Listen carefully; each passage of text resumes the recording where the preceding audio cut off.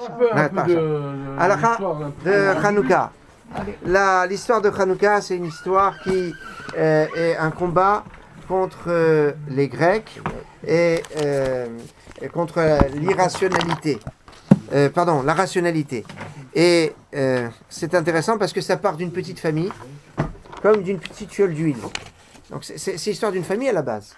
Alors ce qui est remarquable, c'est que c'est une famille Ben Yochanan Kohen Gadol. Alors, qu'est-ce qui était Kohen Gadol, Matityahu ou son père Yochanan? Alors, en général, on pense que c'est Matityahu. Alors, attendez. Dans la prière est marqué Bimei Matityahu ben Yochanan Kohen Gadol Hashmonaï Uvanav. À l'époque de Matityahu, Matityahu ben Yochanan Kohen Gadol. Matityahu, fils de Yochanan Kohen Gadol. Kohen Gadol se rapporte à Matityahu ou Yochanan? Alors, certains sont tentés de dire Matityahu. Alors là, la problématique, c'est quand vous regardez la Maseret Yoma, on nous dit que les Kohanim Gedolim à l'époque du deuxième temple, ils se succédaient à une vitesse grand V. Attends. Et donc ils mouraient à grand V parce qu'ils n'étaient pas méritants. Non, mais ils ne mouraient pas dans le Beth Amikdash. Ils mouraient dans l'année. Maintenant, ils achetaient leur part. Et alors, l'Agmara là-bas a dit, à l'époque du premier temple, il y a eu 18 Kohanim Gedolim. Et à l'époque du deuxième, il y en a eu 300. Mais attention, sur les 300, il faut enlever Shimon Hatzadi qui est resté pendant 80 ans et l'autre. Donc on fait tout un compte de Kohanim Gedolim. Certains donc, qui sont restés avec un 40 ans, l'autre 18 ans. Et parmi les Kohanim Gedolim, il y a marqué Yochanan. Il n'y a pas marqué Matityahu. Problématique. Comment il n'y a pas Matityahu? C'est quoi? Ce n'est pas un Kohen Gadol qui était méritant? C'est sûr que c'est un Kohen Gadol qui était méritant. Alors il y a deux réponses. Première réponse, c'est de dire il n'était pas Kohen Gadol. Il était fils de Yochanan, Kohen Gadol. Mais lui, il n'était pas Kohen Gadol. Donc c'est ça. Donc Matityahu ben Yochanan, Kohen Gadol. Kohen Gadol, ça se rapporte à Yochanan. Deuxième teroutz, c'est que Matityahu était déjà âgé. Donc il est mort dans l'année où il était Kohen Gadol, mais il n'est pas mort parce qu'il n'était pas méritant, il est mort parce qu'il était âgé, tout simplement. Et c'est pour ça qu'on ne l'a pas compté dans ceux qui sont restés longtemps Kohen Gadol. Il y avait deux Kohanim au premier temps. Il y en a des Yoma. 18. Premier temps, 18. Donc maintenant... Donc il faisait partie du premier. Non. Du deuxième. Deuxième temps, évidemment. Maintenant... Ils n'ont pas été... je ne sais pas si ils n'ont pas été remplacés par les villes, Kohanim, tout ça. Non. Les Kohanim... Après le Hagen, non? Non, les Kohanim ont remplacé les Bechorot. Les premiers. Au deuxième temple, il y avait 300. 300, oui. Gemara dans Yoma, page 9. C'est d'Avayomi il n'y a pas longtemps. Donc il n'y a pas de... De Tistel, je ne justifie pas. Non, ça ne pas. Donc maintenant, alors il y a quelque chose qui est remarquable, c'est qu'on nous dit que les Kohanim donc, ont fait la guerre et ils ont gagné d'une façon phénoménale et surprenante par rapport aux Grecs. Or, on nous dit que les Grecs ils chevauchaient même des éléphants. Pile. C'est un éléphant. Pile. Or, c'est pas intéressant. C'est pas intéressant? Si, c'est très intéressant. Parce qu'on dit Michamocha Ba'ilim Hashem, Michamocha Osefele, qui fait des miracles, des prodiges. Et ça, c'est un prédige. C'est pas les œufs. C'est les prodiges. Les prodiges qui sont faits, pile. Pourquoi on l'appelle pile? Parce qu'il est surprenant. Vous avez vu un éléphant. Un éléphant. Avec un youd, pile. Avec un youd. Entendu, il s'est servi les éléphants pour passer les Alpes. C'est pour ça, voilà. Donc, parce que c'est Pélé. Mais c'est quoi le début du pasouk? Michamocha Ba'ilim Hashem. C'est Maccabi. Michamocha Ba'ilim Hashem. Alors. Les initiales. Et c'est Matityahu ben Yochanan Cohen. Qui est Maccabi. Alors, Matityahu Cohen ben Yochanan. Ça fait Maccabi aussi les initiales. Et c'est plus Gadol. Parce que Matityahu, lui, il n'est pas Kohen Gadol. C'est son père qui était Kohen Gadol. Donc finalement, ça marche bien. Donc maintenant qu'on a expliqué ces petites choses-là. L'éléphant, il y a une mémoire d'éléphant. Il y a une mémoire donc il ne faut pas oublier, puisque c'est Shachar, oublier, c'est la Grèce, c'est tout. Il y a une notion qui est remarquable, c'est que la fête de Hanouka doit durer 8 jours. Vous savez que l'histoire de Hanouka d'après les Sfarim est arrivée en l'an 3622. Alors je vais vous donner un siman pour vous souvenir, d'après le calendrier hébraïque, que c'était en 3622, parce qu'on a toujours du mal à situer. 3622, ça fait moins 139. Alors, c'est pas tout à fait comme disaient les historiens exactement, mais enfin, c'est pas grave. 3622. C'est facile à se rappeler. Hein? C'est quoi? C'est l'histoire de Hanouka. C'est Ah, la date de Hanouka, c'était l'an 3622. Alors, c'est facile parce que c'est 36-22. 36, c'est les 36 lumières de Hanouka. 22, les 22 lettres de l'alphabet pour faire le Hallel. Or, épée. Facile. Ça, C'est pas beau ça. Donc vous n'oublierez plus de sitôt la date de 36-22. Et on a dit tout à l'heure, or effet, c'est fait refoua. Et ça c'est la guérison, et ça c'est le principe. On a les 3 brachot ce soir. Juste je dis très rapidement ce qu'on a dit tout à l'heure. 3 brachot, la dik ner Hanouka, Shas Anissim Lavotenu et Shehianu. Et c'est ça ce qui est marqué dans le Ben Ishraï. À propos de, c'est quoi le principe de la refoua? On le retrouve dans le caducé. Le caducé, c'est un serpent. C'est le serpent qui est dans Bamidbar. Aselecha Saraf fait un serpent. La dikne Hanouka, Saraf, c'est brûlé. La dikne Hanouka. Mais Samta Auto Alnet, tu vas le mettre sur le mot, sur le ma. Le ma, c'est quoi? Chassanissim Lavotenu, qui a fait les miracles à nos pères. Et tout celui qui a été mordu, Vera Auto Vahai, il va le voir et il va guérir. Il va vivre, pardon. Chez Hayanou, qui les a fait vivre, et arrivé à cet instant. Donc et c'est cet ordre-là qui est l'ordre qu'il faut dans les brachot. On a vu tout à l'heure que c'était pas évident sur le niveau des. Ça c'est le premier jour, ouais. Non, mais surtout ce soir. C'est sûr, parce qu'on a cet ordre-là. Donc mais on dit tous les jours, Shivarti lecha vatirpaini. J'ai crié vers toi, tu m'as guéri. C'est dans le psaume de Hanouka. Donc, Akadosh Baruch Hu, il voit une fois chez les mains tous les malades. Amen. Voilà, À quelle heure on doit allumer? 17h40. 41. Non, moi tout dit. Alors maintenant. Qu'on sache ce qu'il dit lui. Pas confiance. Idéalement, la demi-heure, c'est quoi? Pas À quelle heure on doit allumer? Ah, l'idéal. Alors. L'idéal. Faites-la à 9h30. Laissez-les parler. 17h41. Voilà, l'idéal c'est d'allumer à 17h41 à condition que toute la famille soit réunie. Tu vois? C'est-à-dire, alors je dis à condition que, parce que si toute la famille n'est pas réunie, c'est pas si évident que ce soit si idéal. Dans le sens où, notamment d'après Tosafot, mais beaucoup de poskim aujourd'hui pensent comme ça, le Icar, l'essentiel du Pirsou Manès, c'est la famille. Donc, chose non fondamentale. J'ai dit tout à l'heure que, c'est pas pour dire, mais c'est parce que par rapport à ceux qui étaient là au premier cours, mais je reprécise. Donc, si le mari, la femme est à la maison à 17h41, le mari n'est pas là. Alors la femme peut allumer, arranquer de son mari, il n'y a pas de souci. C'est possible. Et avec les enfants, etc. La réciproque, je la déconseille, même si c'est possible. Le mari est à la maison, mais la femme n'est pas là. Pour pas que la femme c'est possible, il peut allumer, il la rend quitte. Mais elle pourrait se sentir un peu lésée, de dire tu m'as pas attendu pour la Ner Hanouka. Alors s'il y a un problème de Shalom Bayit, c'est sûr que ça commence même pas. Mais encore plus parce que c'est Ner Ish ou Veto. Veto ou Ishto. Veto, sa maison, c'est sa femme. On le voit à propos du Kohen Gadol, justement. C'est pas une question d'enfant, c'est une question de couple. Surtout de couple, ouais, surtout de couple. Maintenant, il y a notion, tout sur la femme. Tu vois, nous les hommes, wallo. Voilà, c'est ça. Mais ce que je voudrais faire, quand on fait un cours aux hommes, c'est comme ça. Quand on fait un cours aux femmes, on dit le contraire. Ah bon. C'est ça. Donc maintenant. Quelle force. Maintenant, c'est. La semaine dernière, vous disiez 16h45, 17h15. Vous étiez. Alors, je précise entre 16h. 17, non. 16, c'est pour ça que j'ai. Ah non, je me suis trompé, pardon. Mechila, à 16h45. Ah, c'est pour ça que tu m'as pas 17h45. Ah ouais, alors merci de. Donc 17h41 exactement à Paris, région parisienne, 41. Maintenant, c'est ce qu'ils appellent c'est Koravim. Et donc dans cette plage horaire, c'est le moment idéal pour faire l'allumage. On aurait Donc, déjà fait une Minchaya vite. alors, idéalement, c'est mieux d'avoir fait déjà Mincha Arvit. Maintenant, moi, je fais pas, maintenant, alors attendez, je l'explique. Faut la nuit. Donc maintenant, si on attend la nuit pour faire Arvit, alors 2 cas de figure. Soit j'ai Arvit organisé à la synagogue, par exemple à 19h30, donc j'allume, et puis je fais faire Arvit après la synagogue. Soit je fais Arvit chez moi tout seul, habituellement le soir, et là je suis devant une grande problème. Quel est le problème? C'est que je fais la première. Je fais la première, la Arvit, ou je fais l'allumage de la Hanoukia. Les données du problème sont les suivantes. L'allumage de la Hanoukia, il y a une persuménissa. Les données d'Arvit, c'est 1, mitzvah de Oraita, sur le schéma Israël, c'est mitzvah de la Torah, et 2, Tadir. c'est plus commun, c'est plus commun, c'est plus courant que Ner Hanouka. Alors Donc comme c'est plus courant que Ner Hanouka, donc ça doit être prioritaire. Donc ces deux aspects vont faire qu'a priori l'allumage à Hanoukia passera après Arvit. Maintenant, quelqu'un qui fait Arvit fleuve et que la famille est prête à 17h41 juste à faire l'allumage à Hanouka et que lui ici fait Arvit, ça va prendre 25 minutes, ou alors il va avoir la pression, il va bâcler Arvit, alors il allume à 17h41.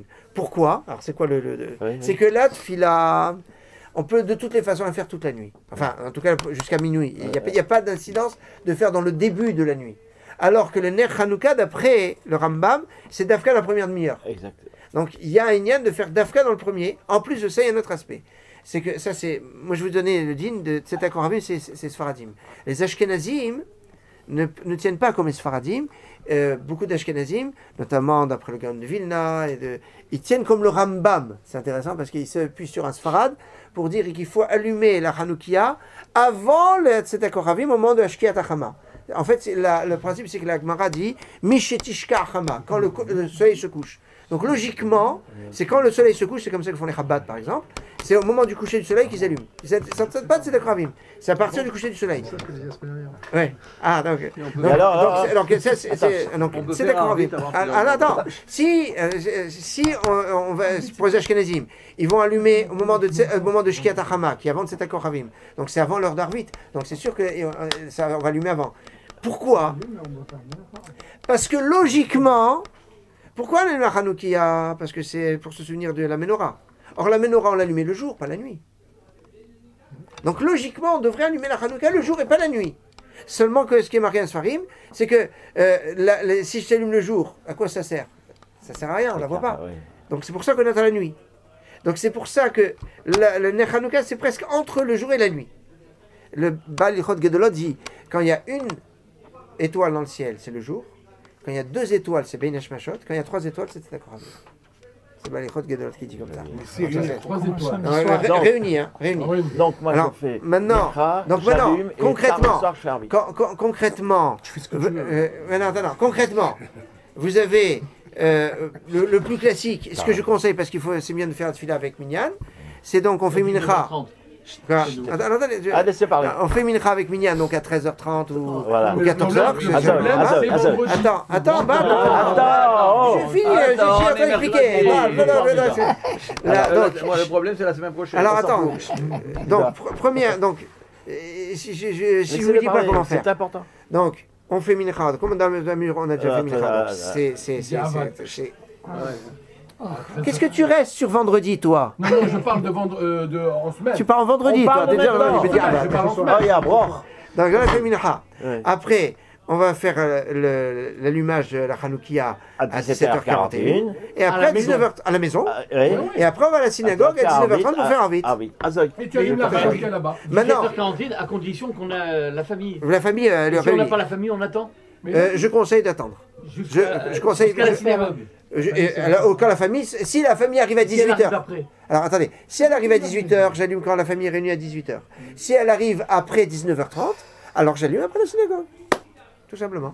C'est comme ça, Maintenant, quelqu'un qui allumerait juste à 17h41, même si la famille n'est pas là, ne se trompe pas. Mais je conseille quand même d'allumer, d'accord? Et on ne peut pas l'allumer et en refaire une autre, une deuxième non, avec la famille. parce qu'à partir du moment où on a fait la mitzvah, on est quitte. À moins qu'on n'a pas rendu quitte.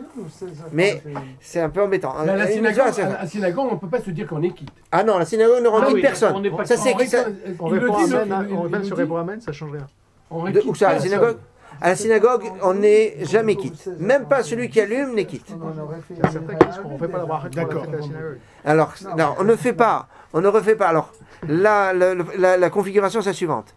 Si la personne est elle qui a fait la bracha, donc il a fait Chassanissim, la Votenu, elle a dit Kesherienu, et il habite tout seul, il est célibataire, donc quand il rentre chez lui, il a déjà fait les brachot, donc il fait seulement la Likne Hanouka.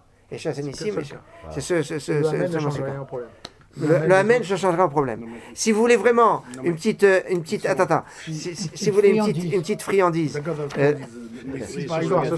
Par exemple, si on fait la synagogue, par exemple, ce soir on fait la synagogue.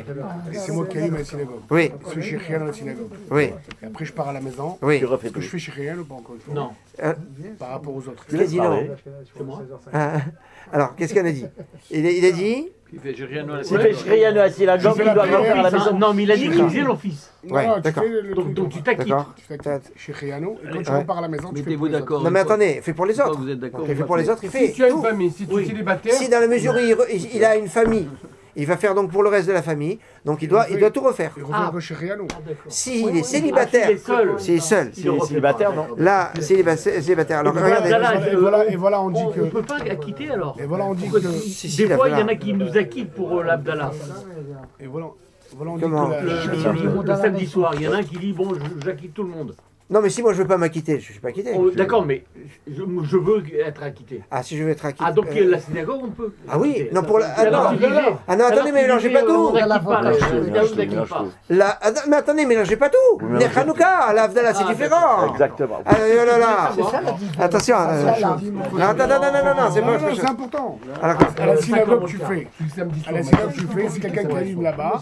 Et toi, tu écoutes la bracha. ouais, Et fais chez Riano. ouais, Après, à la maison, tu es seul. Est-ce que Ouais. tu fais chez Riano ou pas? oui. Parce que t'as pas l'intention de te rendre quitte à la synagogue. De chez Renou et des chasses à Tu prends l'attention de ton enquête. Ah là, pourquoi tu compliques Pourquoi tu veux compliquer C'est quoi ces questions Non, non, surtout que t'as la famille à la maison. Attends, Non, t'as la mais s'il y famille. a la famille, d'accord, mais s'il n'y a pas la famille, Il je n'y a parle. pas la famille, pourquoi tu veux t'acquitter comme ça Non, On rentre pas dans je pose des On le fait simplement. Bon, On va répondre à la question.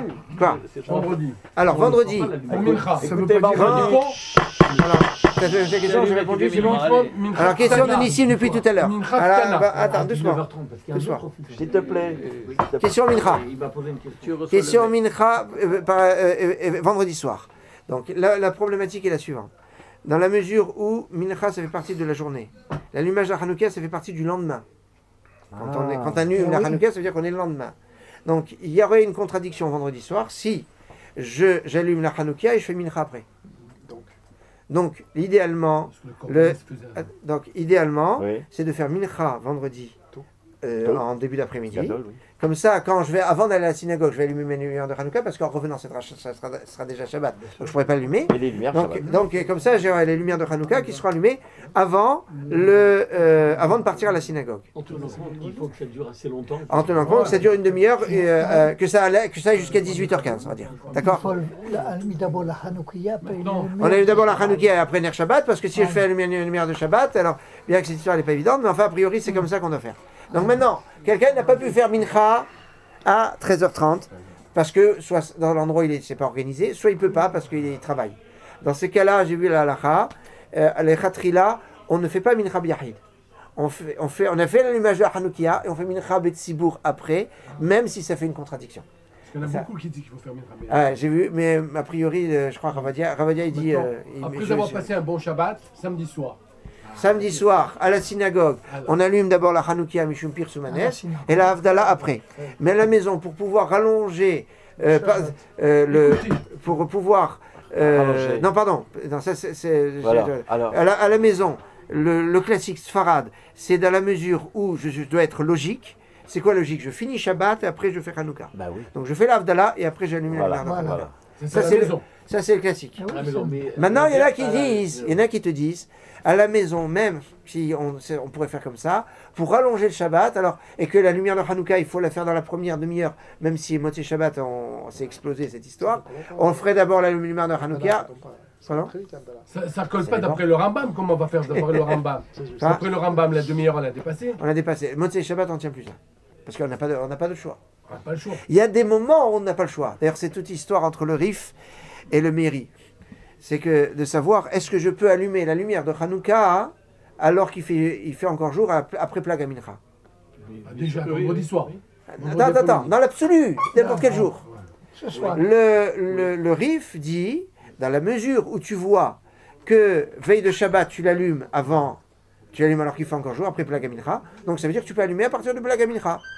Là-dessus, le Méri dit, tu peux pas amener une preuve de quand tu peux, de quand tu peux pas. Shabbat, tu peux pas faire autrement. C'est pour ça qu'on allume à partir de Plaga Mincha.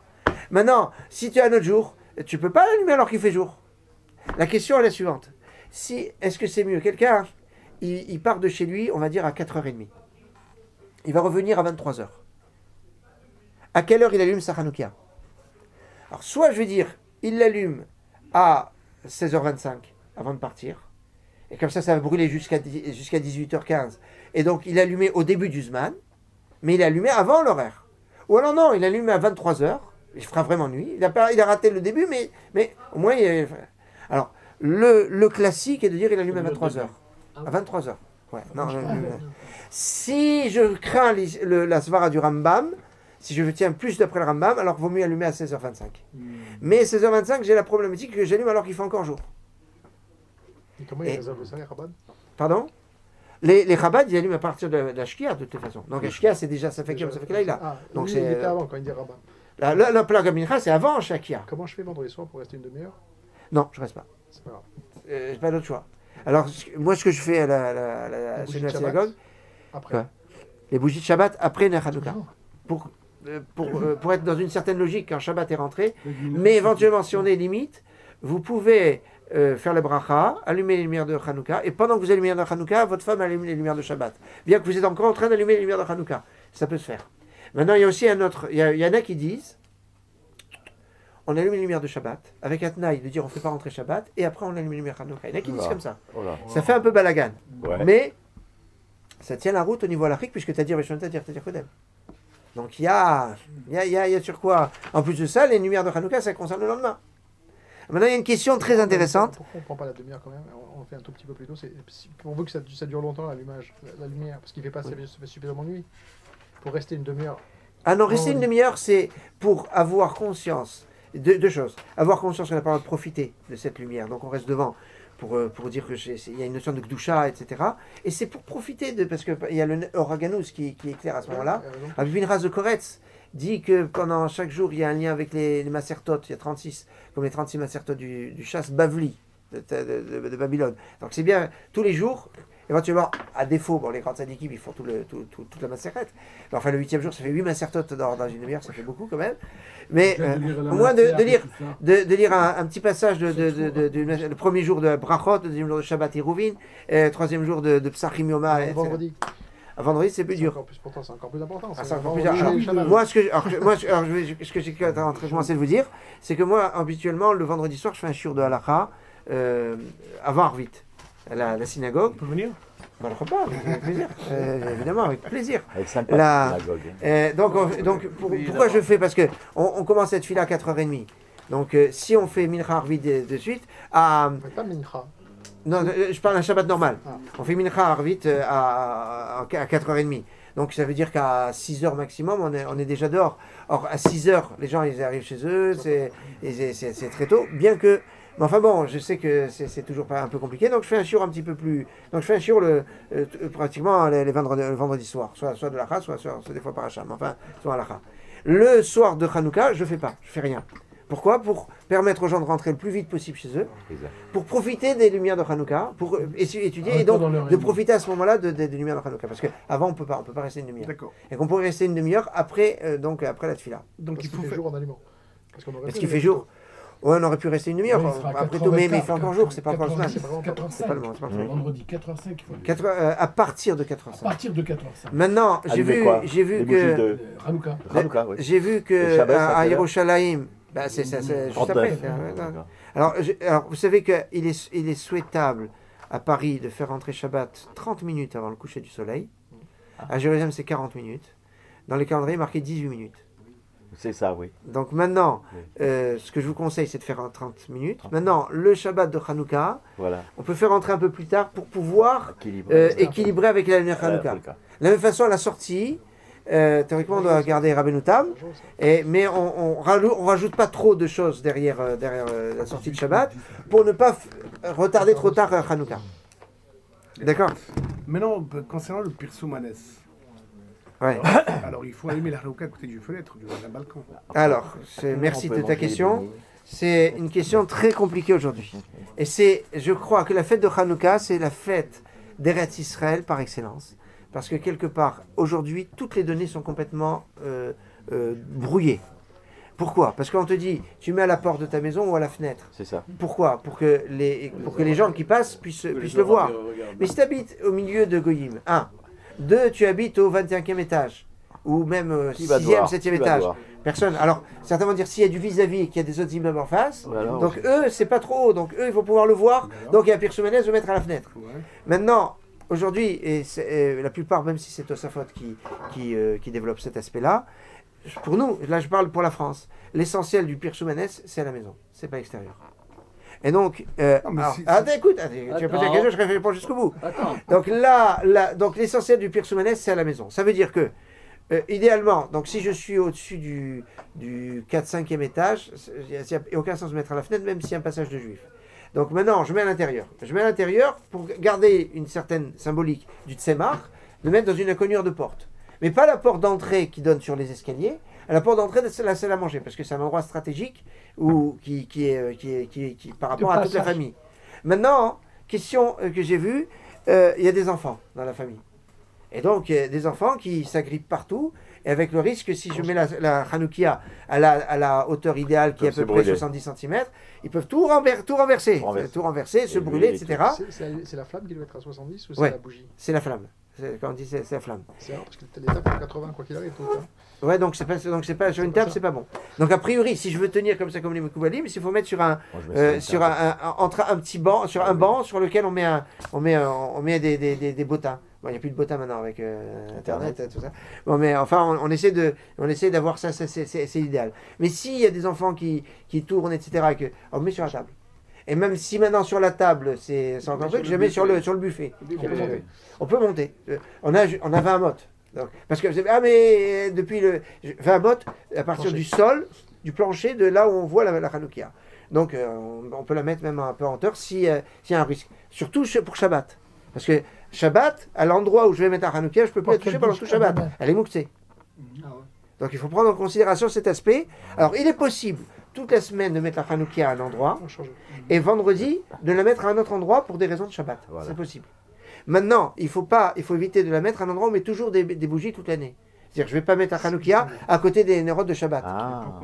Pourquoi? Parce que je ne vais pas remarquer que c'est Hanouka. Je veux dire, on a allumé des nérodes comme d'habitude. C'est bien de manger Shabbat à la lumière de Hanouka. Oui, c'est pas mal même par rapport aux nérodes de Shabbat. Les Ashkenazim sont très makpidim de manger à la lumière des nérodes de Shabbat. Est-ce que ça n'enlève pas le... Non. Non.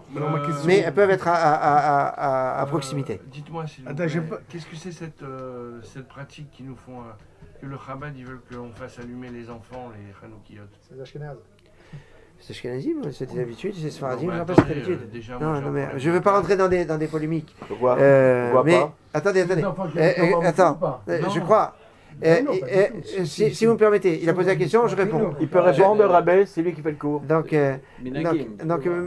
ces minagim sont basés sur des principes de halakha qui vont très loin. Et c'est d'ailleurs une question très intéressante parce qu'il y a un chassé-croisé magnifique entre Tosafot et Rambam. Écoutez, Tosafot et Rambam. Tosafot, parce que dans la Gemara on nous dit la mitzvah de Hanouka c'est ner ishveto, c'est d'allumer une bougie tous les soirs. Ça c'est la mitzvah de base de Hanouka. Quelqu'un qui n'a pas d'autre choix, il allume une bougie tous les soirs. Point barre, c'est fini. Et avec une bougie on est quitte. Donc c'est ce qu'on fera en cas d'extrême. Par exemple, pour Shabbat, où il faut que ça dure pratiquement 2 heures, 2 heures et demie, si je n'ai pas suffisamment de bougies, ben, au moins une bougie, enfin pas au moins, j'allumerai une bougie. Et c'est C'est du jour. Voilà, c'est le jour si vous voulez. Deuxième la Gemara dit, et si maintenant, Mehadrin, c'est que chacun allume sa bougie. Après la Gemara dit, Mehadrin, le nec plus ultra, c'est premier jour 1, deuxième jour 2, troisième jour 3. D'après Beth Shammai, il dit autrement. Enfin, je complique pas trop. Donc, maintenant, la question, elle se pose. Quand la Gemara dit premier jour 1, deuxième jour 2, troisième jour 3, est-ce qu'on se base sur... C'est un étage au-dessus sur Mehadrin, c'est-à-dire que chacun a allumé d'abord une bougie. Maintenant, le mieux, c'est que pas chacun allume une bougie, chacun allume sa Hanoukia. Ça, c'est la lecture du Rambam, qui lit la Gemara en disant, il est très, très carré, le Rambam. Tu as la mitzvah de base, Mehadrin, ça se rajoute à Mehadrin. Donc comme à Mehadrin, tu m'as dit que chacun allume sa bougie, donc ça veut dire Mehadrin, chacun allume sa Hanoukia. Ça, c'est ce que dit le Rambam. Le Tosfot dit non. Mehadrin, c'est quoi? C'est en fonction du nombre des gens qu'il y a. Oui. La Mehadrin, c'est pas en fonction des gens, c'est en fonction des jours. Or, Tosfot va te dire, si tu allumes 3 bougies, je ne sais pas si c'est le 3e jour ou s'il y a 3 personnes. Donc, je ne peux pas... précis. Donc je ne peux pas apprécier quel jour c'est. C'est pour ça que Tosfot dit non. Merdrim la Merdrin, c'est une seule Hanouka pour toute la famille. Et voilà. Ner Ish ou Veto. Et c'est, les Sfaradim font comme Tosfot, et les Ashkenazim font comme le Rambam. Donc la problématique, et ça, c'est un classique, je ne vais pas rentrer dans des polémiques. Après, les Sfaradim, il y a une Hanoukia familiale, et le père rend quitte toute la famille, et les Ashkenazim, chacun a sa propre Hanoukia, sauf les femmes. On a dit sauf les femmes, pourquoi? Parce que la femme elle-même ne doit pas allumer sa propre, la femme, l'épouse, elle ne doit pas allumer sa propre Hanouka parce qu'elle est marquée Ner Ish ou Veto. Veto, sa maison. À propos du Kohen Gadol pour le jour de Kippour, on dit Veto Zo Ishto. Donc sa femme, donc il ne va pas chacun allumer sa propre Hanouka. C'est le principe même de la base de la famille. C'est que donc maintenant, même, je parle même pour les Ashkenazim. Donc l'homme et la femme, c'est une lumière. Mais maintenant, en plus de ça, comme la lumière de Hanouka à l'origine, elle s'allumait dehors. Alors l'honneur de la femme, c'est pas d'être dehors. Donc c'est pour ça que c'est pas à la femme d'allumer. Maintenant, si la mère, elle n'allume pas, il n'y a pas de sens que ses filles vont allumer alors que la mère, elle n'allume pas. Donc c'est pour ça que les filles n'allument pas les Ashkenazim. Alors que les garçons, chacun allume sa propre Hanoukia. Alors vous allez me dire, mais la problématique de Tosfot, qui dit, alors, je ne vais pas savoir... Hein? On t'a rien dit. Ouais. Non, mais donc je vais pas savoir si c'est combien de personnes ou quoi. Alors, on va dire, chacun allume dans un endroit différent. Alors la problématique, comme ça moi je sais quel jour on est, et sans savoir, mais maintenant le problème c'est que a priori il y a un seul endroit où j'allume. C'est quoi un seul endroit? C'est à la porte de la maison. Donc alors on va dire, en fonction du nombre de Hanoukia, je sais combien de personnes. Mais ou alors je peux dire combien de garçons. D'accord, mais simplement ma question. Celui qui allume chacun, c'est celui qui est marié en séparation de biens, c'est ça? Non. Mais bon, maintenant la question que je me pose. 67, parce que nous on est mariés en séparation de biens. La question. C'est une famille d'allumés. La question que je me pose. La question d'Abraham. Allez. Quoi, l'état des On avait quoi? La question que je me pose, maintenant, quand on dit que c'est vrai, généralement, il n'y a pas de vis-à-vis, donc on n'a pas besoin de Pirso Métanès. Il n'y a pas de vis-à-vis, donc automatiquement... Non, attends. Il n'y a pas de Pirso Métanès vers l'extérieur, tu veux dire. Vers l'extérieur. Mais la mitzvah de Ner Hanouka, c'est Pirso Métanès. Mais si par exemple, quelqu'un, il est dans une maison, et vis-à-vis, il y a enfin des immeubles... En face et en face, enfin, par rapport à la fenêtre. Et il peut y avoir des juifs qui ne sont pas religieux, qui vont voir ce Pirso Métanès. Est-ce que eux, ils peuvent déplacer, même s'il y a des petits problèmes, comment on appelle Hanouka à côté de la fenêtre, et mettre un meuble, même un meuble un peu plus élevé, de manière que ce que les gens y regardent, est-ce que c'est permis ou c'est pas permis?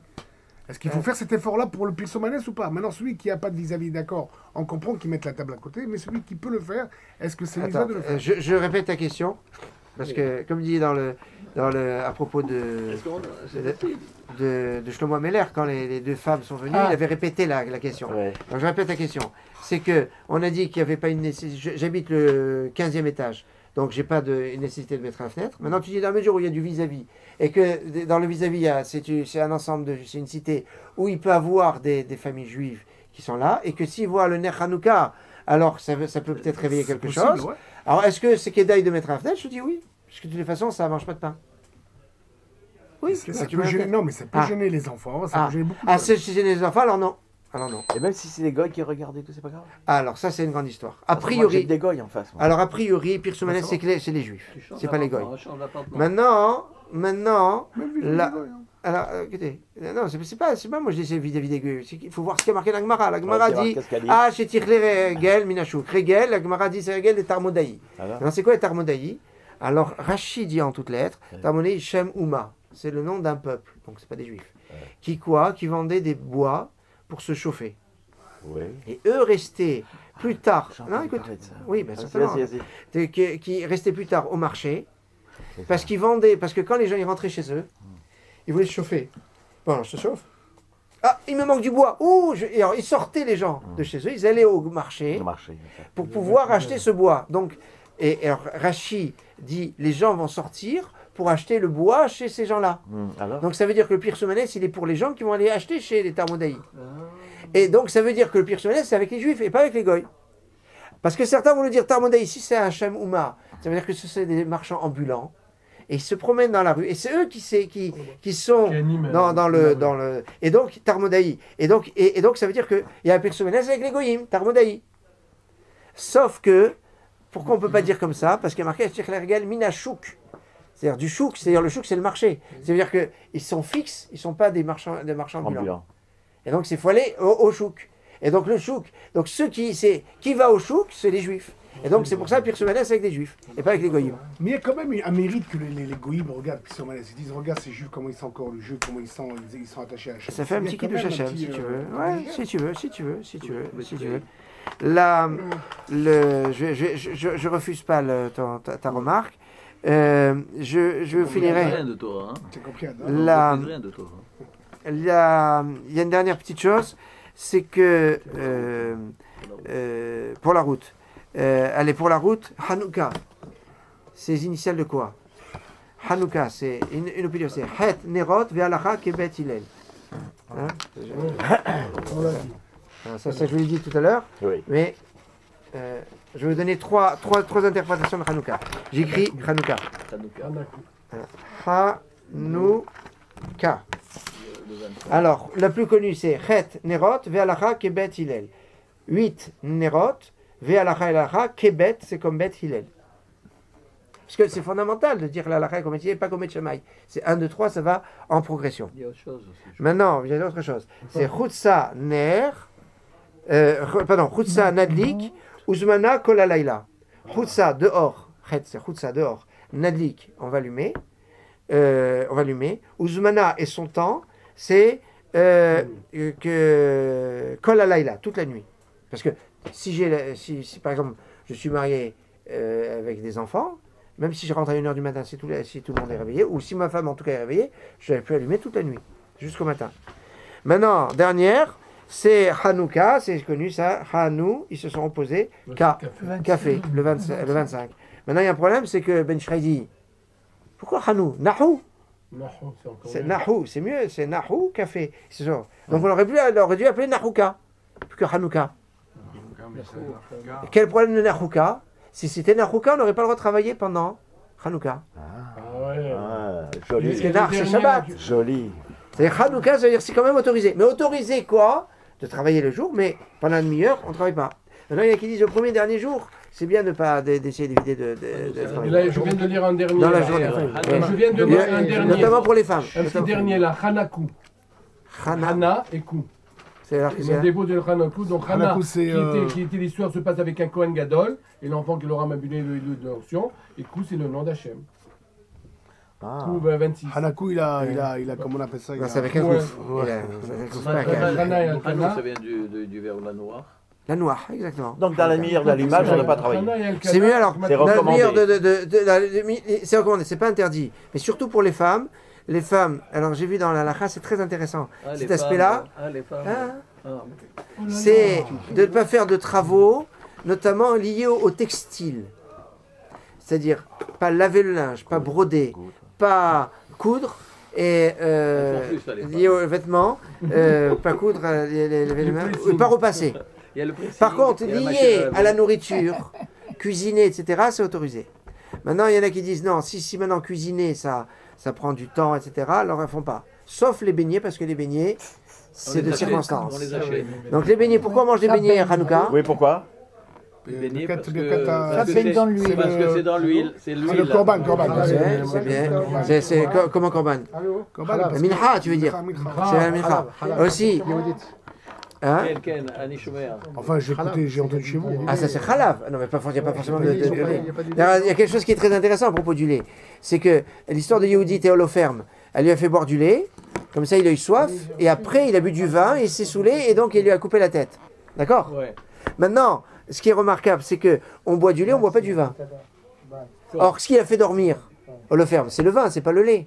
Et le lait, ça saoule, il paraît, le lait saoule. Non, trouve-moi quelqu'un qui se saoule au lait. Tu me trouveras quelqu'un. C'est le soupe au lait, toi. Non, mais j'ai lu derrière moi, arrête. Quand je sens quelque chose de vrai, maintenant, les Chinois. Je sais pas, hier, avant-hier, j'ai lu ça. C'est une vache, là.